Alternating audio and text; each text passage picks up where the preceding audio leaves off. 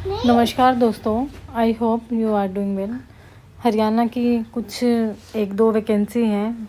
वैसे न्यूज़ तो ये अच्छी नहीं है, पर अच्छी कह भी सकते हैं और नहीं भी कह सकते हैं। ऐसी ऐसी इतनी वैकेंसी देख के तो ना मन भर जाता है कि एग्ज़ाम दें या ना दें। तो चलो, मेरा काम तो आपको इन्फॉर्म करना है।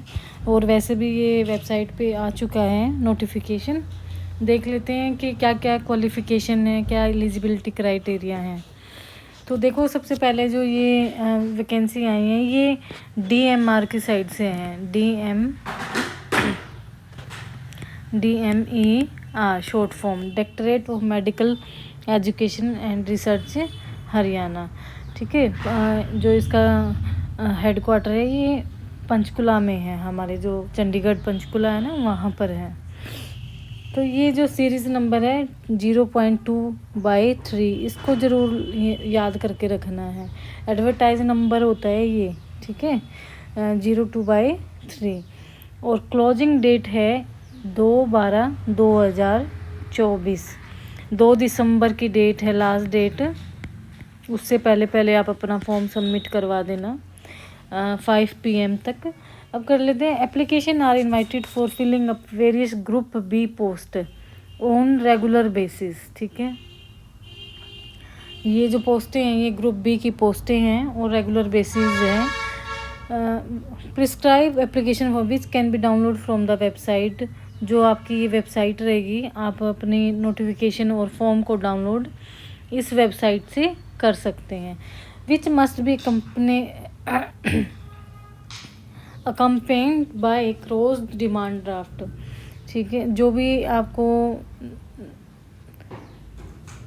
इसकी फॉर्म की एप्लीकेशन फॉर्म की जो पेमेंट फ़ीस है, जनरल कैटेगरी की है 1000 और जो अदर रिजर्व कैटेगरी की हैं उनकी है 250 for reserve category for Haryana domicile. अगर हरियाणा डोमिसाइल है तो वही उसी की ये 250 रिजर्व कैटेगरी लगेगी। In favour of the controller of finance Pandit PT BD Sharma, University of Health Science Rohtak। 50% concession in the above fee is guaranteed to the women candidate, both general and reserve category as per government instruction।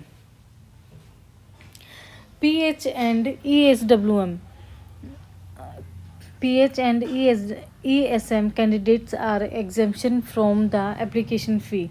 Application complete in all respects must reach the deputy registrar requirement and establish branch. ये आपकी दिया गया है कि 2 तारीख last date है, 2 दिसंबर, और 5 बजे तक आपका टाइमिंग है। No application beyond the suitable time period will be consider straight away rejected. देख लेते हैं अब कौन कौन सी वैकेंसी है। वैकेंसी तो इतनी खास है नहीं, एक एक दो दो हैं, पर अगर हरियाणा के जो कैंडिडेट हैं वो अगर फॉर्म डालना चाहें तो डाल सकते हैं। देखो, अगर देखा जाए तो मन बिल्कुल भी नहीं करेगा। जैसे इन्होंने वैकेंसी निकालनी है, जिस हिसाब से ये लेना चाह रहे हैं कैंडिडेट को और किस तरीके से लेना चाह रहे हैं, वो मुझे भी अच्छा नहीं लग रहा है कि इस तरीके से कभी वैकेंसीज ना आए। एक दो दो वैकेंसीज का होने से अच्छा है कि ना ही हो तो बेस्ट है। तो बायो जो केमिस्ट हैं उनकी वैकेंसी है 1 वैकेंसी, बायोमेडिकल इंजीनियर की 1 वैकेंसी है, एंड 1 है इनकी। स्टैटिस्टिशियन की 1 है, स्पीच थेरेपिस्ट की 1, जो कि जनरल कैटेगरी में, डाइटिशियन 1, रिसर्च असिस्टेंट 1, फिजियोथेरेपिस्ट की वैकेंसी है यहाँ पे 5। टोटल कितनी है? 5 वैकेंसी है। 4 जनरल वैकेंसी हैं और 1 SC वैकेंसी है।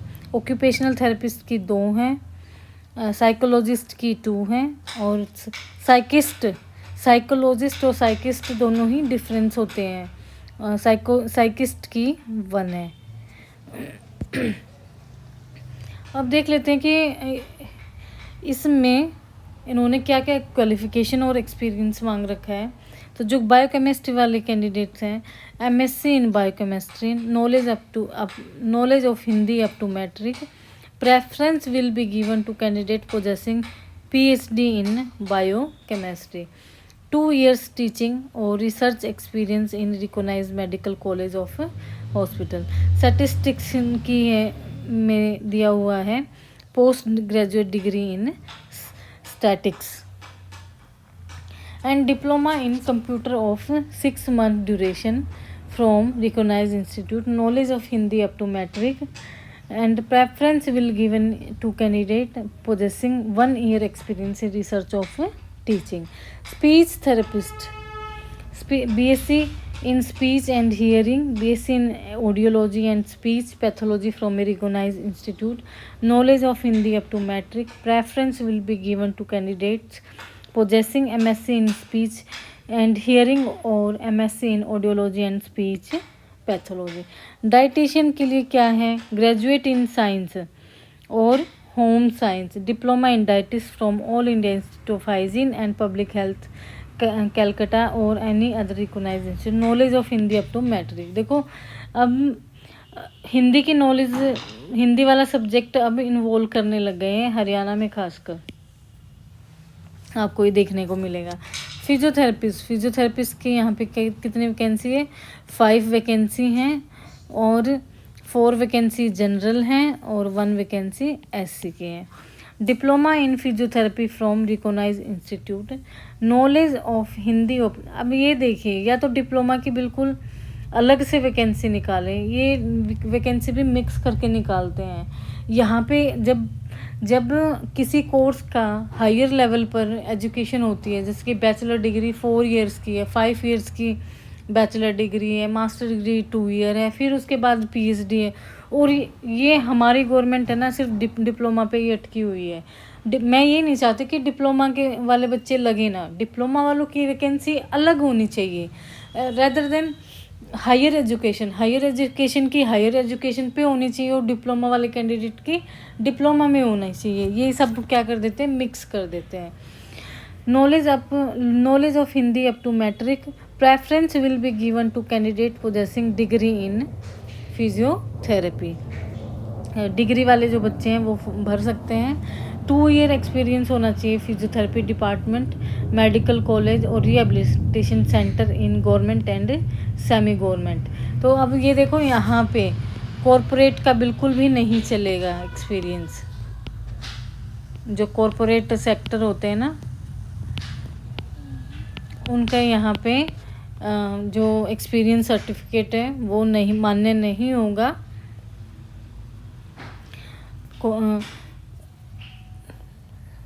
या तो गवर्नमेंट में लगे हुए हों, ठीक है, जो उसमें डीसी रेट पे लगे होते हैं या कॉन्ट्रैक्ट बेस पे लगे होते हैं, या सेमी गवर्नमेंट हमारे इंस्टीट्यूट हैं। अब आप ही देख लो कि जब आप अपने इस क्वालिफ़िकेशन को देखेंगे तो अब आप अपने, इतने तो आप समझदार ही हैं, खुद समझ सकते हैं। Occupational therapist, diploma in occupational therapy from recognised institute, knowledge Hindi, preference degree in occupational therapy, 2 year experience होगा।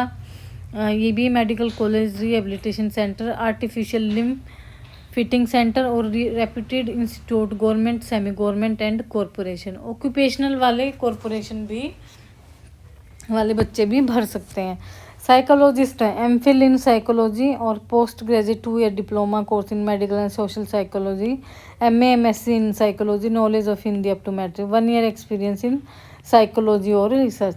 साइकिस्ट, एमएससी इन रेडियोलॉजिकल और medical physics for a recognised university और MSc in general physics with 1 year PG diploma course in radiological और medical physics conducted by radiological physics division of Bhabha Atomic Research Centre Bombay और its equivalent.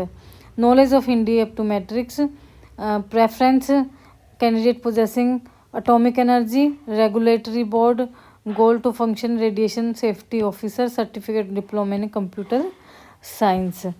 अब कर लेते हैं पे scale. देखो, और सबका जो पे स्केल है, जितने भी वैकेंसी है उनका 7 पे स्केल है। ओनली फिजियोथेरेपिस्ट का जो पे स्केल है वो 9 है, और ये 9 जो ग्रेड होता है ये 5400 पे ग्रेड स्केल होता है,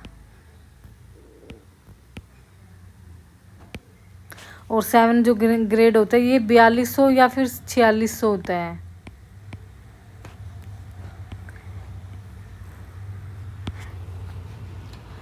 सो नोट है, as per government instruction where some period of experience is prescribed as an essential qualification of direct recruitment to a post, sufficient number of persons with the prescribed experience are not available from scheduled caste, backward class, ex-servicemen and handicap. The experience qualification shall be relaxable to the extent of 50%.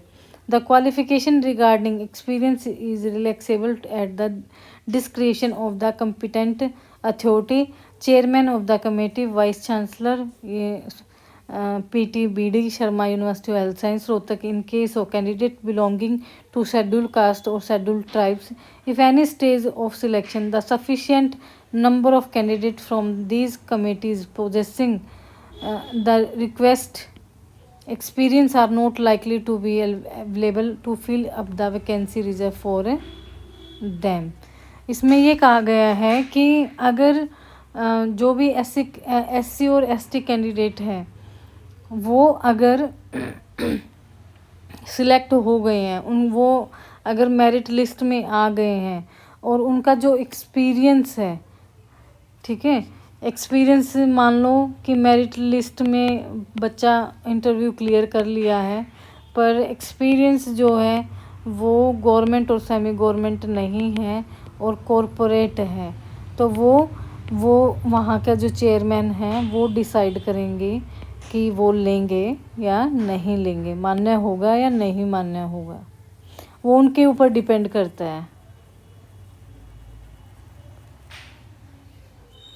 Terms and condition, as देख लेते हैं। As है note less than 25 साल से कम नहीं होना चाहिए और 50 साल से ऊपर नहीं होना चाहिए, ठीक है। This post will be govern by Haryana medical education department miscellaneous group B service rule 1999 amended from time to time. General terms and condition, date of interview. अब यहाँ देखिए, अगर यहाँ एग्ज़ाम होता ना तो मज़ा आ जाता। क्या आ जाता? मज़ा, ठीक है। अब मैं एग्ज़ाम के नाम से अगर मैंने एग्ज़ाम बोला है ना तो इसका मतलब दिस इज़ ए कुछ बोलना नहीं चाहूँगी, बस आप समझते रहें। Date of interview schedule shall be displayed on the website, ठीक है। डेट ऑफ इंटरव्यू शेड्यूल जो है वो डिस्प्ले किया जाएगा वेबसाइट पे। और ये साथ में ये कह रहे हैं no separate communication will be sent, हम कोई आपको कोई सेपरेट कम्युनिकेशन नहीं करेंगे, आपको ही खुद विजिट करना पड़ेगा बार बार वेबसाइट पे रेगुलरली। ओरिजिनल डॉक्यूमेंट कौन कौन से होने चाहिए? 10th certificate, proof of date of birth. देखिए अब तो 10th के मार्क्स भी कोई चेक नहीं करता, 10th की मार्कशीट भी किसके लिए काम आती है? डेट ऑफ बर्थ चेक करने के लिए। और हाई तौबा मचा देते हैं कि पेरेंट्स भी हाई तौबा मचा देते हैं कि 10th में 90% आए या 80% आए, ठीक है। तो देखो यहाँ पे 10th क्लास सर्टिफिकेट सिर्फ किसके लिए? Proof of date of birth. मुझे हंसी भी आ रही है देख के कि कोई तो बच्चे के मार्क्स चेक करने चाहिए, यहाँ पे डेट ऑफ बर्थ चेक की जा रही है। चलो कोई नहीं। Certificate proof for of reservation category, if ये एप्लीकेबल अगर है तो वो अपना सर्टिफिकेट लेकर आए। Degree, diploma certificate, relevant experience certificates. Next है certificate of additional qualification when applicable. अगर आपके पास कोई एडिशनल क्वालिफिकेशन है वो भी आप ऐड कर सकते हैं। Any other certificates. Benefit of age relaxation, age relaxation of 0.5 years for SC candidate and 0.5 year of backward class candidate will be given as per Haryana government policy instruction. ठीक है, ये क्या है, एज रिलैक्सेशन है। SC की 5 year और OBC की 5 year. Haryana domicile only, इसमें आपको हरियाणा डोमिसाइल ज़रूर देना पड़ेगा। अब कहते हैं he has rendered continuous military service for period of not less than 6 month before his release. He was release otherwise than by way of dismissal और discharge on account of misconduct और insufficiency. और इसमें आपको क्या ध्यान देना है, the applicant who are already in government, वो कैंडिडेट जो ऑलरेडी गवर्नमेंट हैं, सेमी गवर्नमेंट हैं, कॉरपोरेशन है, autonomous body service should send application through their respective head of institute. जो लगे हुए हैं वो नो ऑब्जेक्शन सर्टिफिकेट अपने साथ लेकर आए। ठीक है, मे बी सबमिटेड, लेकर भी आए, may be submitted at the time of interview, Fehling which the applicant will not be allow consider for interview. NOC shall not be older than 3 month. ठीक है, 3 मंथ से ज़्यादा NOC नहीं होनी चाहिए। The candidate of applicants who have resigned from their post will be considered only if their resignation has been accepted from their employer. Applicant must also bring at all the original document listed above at serial number 2 of the general terms and condition, one set of self-attested copies of दो set देने हैं आपको, set of self attested photocopies of said documents. All these should be submitted at the time of interview. ये time of interview के time पे आपको 1 set देना है अपना सेल्फ अटेस्टेड फोटोकॉपीज़। ठीक है, जितने भी आप डॉक्यूमेंट लगाओगे इसकी फ़ोटोकॉपी आपको उसी टाइम पे देनी है। Mayor submission of the application and call for interview does not mean that the applicant is eligible for the post applied for. The eligibility shall be verified before the interview as per the qualification, experience and other terms and condition given in the advertisement. Number of posts is liable to increase or decrease, including complete with withdrawal without assigning any reason. यहाँ पे SC OBC candidate are required to submit SC OBC certificate duly issue by competent authority at the time of interview.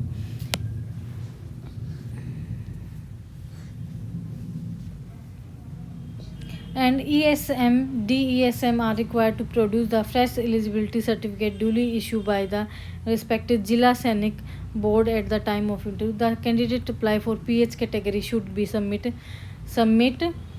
जो PH category के हैं वो अपने certificate को submit कराएंगे authorize medical board. The post of reserve category will be filled up as Haryana government policy instruction applicable issue from time to time. In case any discrepancy is found in the document submitted by the applicant at any stage of selection, अगर selection के time पे आपके document में कोई भी दिक्कत मिली तो क्या होगा कि issue of appointment, even after the issue of appointment letter the state government DMER reserve the right to modify, withdraw, cancel any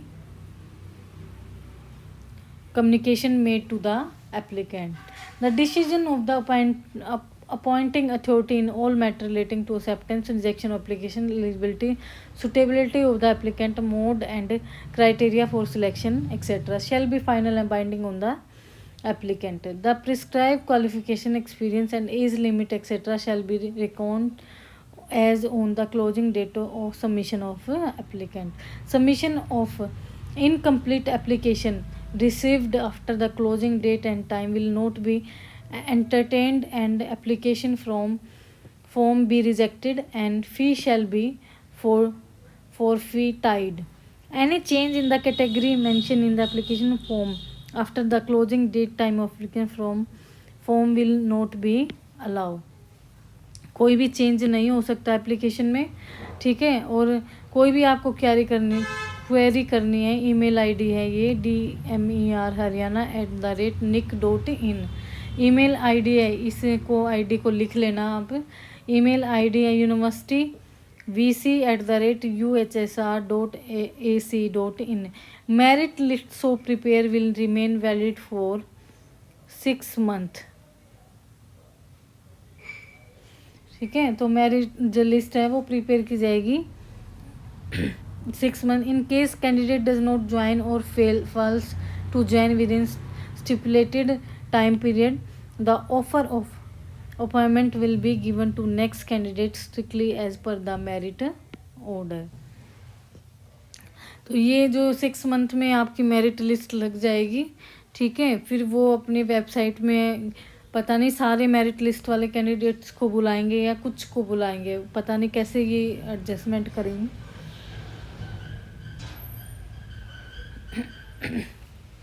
तो ये आपके 4-5 वैकेंसी हैं। फिजियोथेरेपिस्ट की 5 वैकेंसी हैं, औरों की 1-1, 2-2 है। इतनी अच्छी वैकेंसी है नहीं जितनी कि उन्होंने क्वालिफ़िकेशन इतनी ज़्यादा मांग ली है, पर कोई नहीं, 5 वैकेंसी हैं। आप अपना फॉर्म फिल करो। मैं यही तो बोलती हूँ आपको, मैं यही समझाती हूँ कि आप बस अपनी डेली की डेली डिसिप्लिन से तैयारी करते रहें। कोई ना कोई एग्ज़ाम ऐसा आएगा कि जिसमें आपका एग्ज़ाम क्रैक हो जाएगा। वो अगर आप डिसिप्लिन में लगे रहें तो आने वाले टाइम में, अब नेक्स्ट ईयर में एम्स की भी वैकेंसियाँ बहुत आने वाली हैं। एम्स के लिए आप तैयारी करो, ठीक है। रेगुलर तैयारी करो, डेली की डेली तैयारी करो। ऐसा नहीं कि एग्ज़ाम आएगा और तब आप तैयारी करने बैठोगे और दिन अपना मौज मस्ती करोगे।